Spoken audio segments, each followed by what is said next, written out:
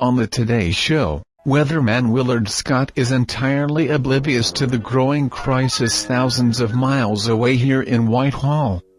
He's more concerned with announcing the birthdays of 100-year-old geezers and pulling his ill-fitting wig on and off for cheap laughs than telling the weather anyway. Let's check the weather, and as Bob showed you a minute ago, we have some travel conditions to look out for today. Winter storm warnings in effect from the eastern and northern plain states of the upper Mississippi Valley, northern Wisconsin and Minnesota. The school buses are running right on schedule. I can hear one of them roaring by the house now. Good gosh almighty, how stupid can these people be? Bunch of reckless idiots. Well, good. See if I care. This is exactly the kind of excuse I was looking for to stay home from school anyway.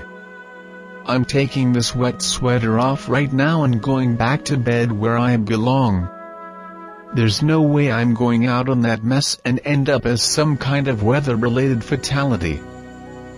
Let me change clothes and get comfortable and I'll be right back with you. Keep a check on the TV and let me know if anybody there gets a clue. I should never have gotten dressed to begin with. I should have known better. Lousy wet sweater. Fake wet wool. I've got my stupid sleeve tangled up in my shirt and I'm almost suffocating. There. My hair is screwed up but at least I'm comfortable again. I'm gonna dive back into bed. Good. It's still sort of warm. I'll settle in and monitor all the action happening out the window beside me.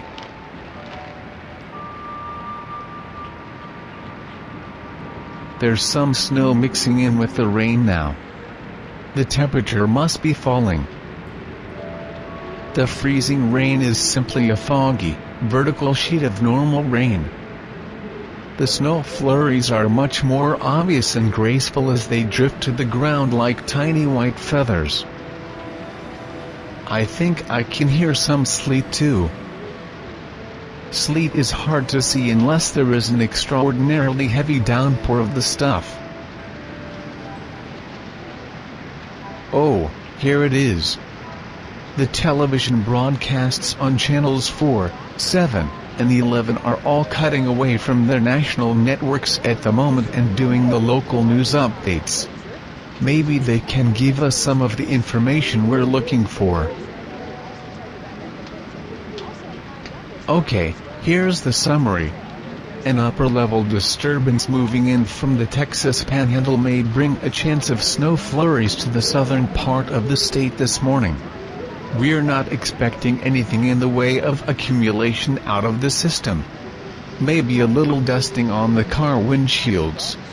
The rest of the state is going to remain partly cloudy and cold today.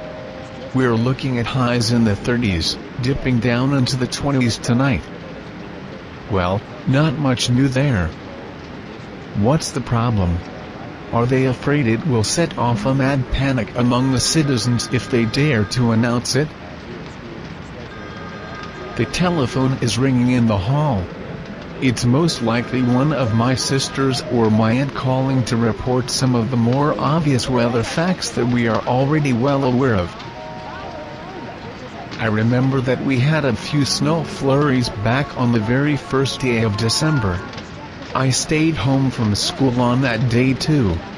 So, we'd gone from having a few scattered snowflakes flittering around on the 1st of December to being on the verge of what could be the beginnings of an actual winter storm just a couple of weeks later, no matter what lies the weathermen are trying to pass off now. Have you ever heard the old wives' tale that if there's rain or snow on the first day of the month then there will be a lot more rain or snow before the month ends? I have. Oh, wait. It looks like someone on Channel 7 finally got notified. A little bit ago. I'll tell you what, I just drove over from North Little Rock about half an hour ago because the temperature is low and the conditions are ripe. We do have a few school closings, John. A few of the schools, especially in northern Arkansas. The ice is starting to cause some trouble in Little Rock, so now everyone goes into absolute panic mode. I guess a crisis has to have a direct effect on Little Rock before the reporters pay any attention to it. Les Bolton is out in the cold, giving us a live traffic update now. Stephen, it all started this morning when a sleet storm slipped into Hot Springs. It left a coating of ice on cars. Flipping over to Channel 4, I see that Gene Stewart is outside giving a live report of his own. Is one of the Highway Department trucks. They've been salting this area, in fact making a circle around this area from the Woodrow area back just about to Battery Street, then back around. This area was closed. They all seem so surprised that the storm is happening. Normally this freeway, which is I-40 heading toward Fort Smith, would be full.